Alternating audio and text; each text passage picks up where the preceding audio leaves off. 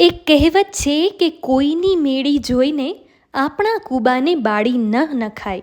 એનો અર્થ એ છે કે બીજાનું ગમે તેટલું હોય પણ તેની સરખામણી ન કરાય. કોઈની અદેખાઈ કે ઈર્ષા કરીને મળ્યું હોય તે ન ગુમાવાય. સૌના નસીબનું સૌને મળે છે. સુખી થવું હોય તો આપણી પાસે છે, એમાં સંતોષથી જીવાય. ઈશ્વર પર શ્રદ્ધા રખાય, જેથી જરૂરથી દિવસો બદલાય.